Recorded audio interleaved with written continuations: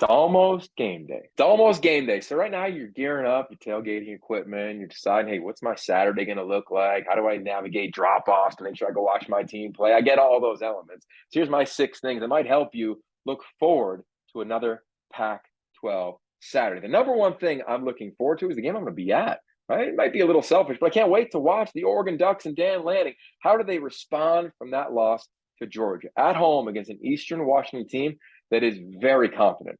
Remember, they've had some success in Eugene, in Autzen, Cooper Cup. Anybody? I was there, called that game. So I think this is going to be a fun game and a great test, bounce back opportunity for Bo Nix. I think Oregon will get it done, but it's going to be a fun game. It's the number one thing I'm looking forward to. Check us out, Pac-12 Networks, 5:30 Pacific for the kickoff.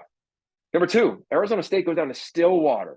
We know what Oklahoma State did a year ago, and if anybody watched them on that first Thursday of the season, you saw their offense put up a lot of points and a lot of yards.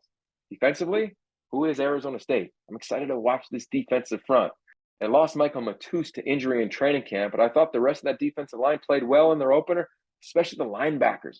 Merlin Robertson, the Soli brothers. I'm excited for this group. Big test, big stage, tough environment. That's number 2 for me. 3, Washington State, Wisconsin. Jake Dicker going back to his home state, reportedly over 200 tickets he had to get for people. I think Washington State underperformed in week 1. I think they pulled it together. This is a big stage for Cameron Ward. I think he can meet this stage, keep Washington State in this ball into the fourth quarter. I think that's got to be the mantra, so you can go steal a big one against the Big Ten on the road. The number 4 thing I'm looking forward to is Arizona. Week 1 was really impressive in what they did against San Diego State. Now they get a home game, 8 o'clock at night. Mike Leach, he's a night owl. We know that. Our friend formerly at Washington State, now at Mississippi State with that air raid. What goes on? How is Johnny Nansen prepared as the defensive coordinator to go up against this scheme all off season long?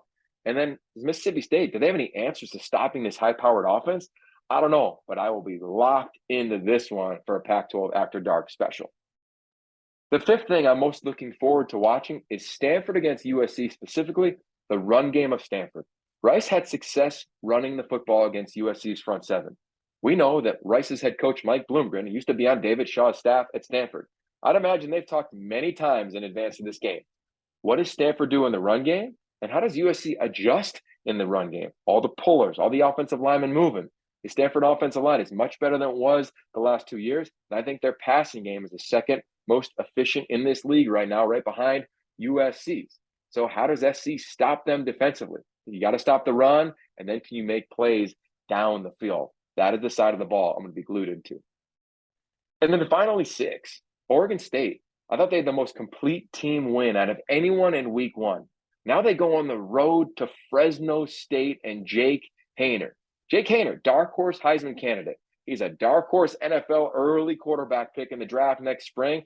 This is a guy who's transferred schools, almost transferred again, came back to play for now Jeff Tedford. Yes, the same Jeff Tedford that was once a Cal, who was also once at UW when Jonathan Smith was there as an analyst. A lot of history here, and this place is tough to play. It's going to be loud. It's going to be hot. How does Oregon State handle this environment? They can go in and get a win on the road and play again complimentary football. Keep an eye on Oregon State to not just be considered a hot team every week, but a team that can contend for the Pac-12 title. There it is. My 6 things that I would look forward to on Saturday as we dive in to week 2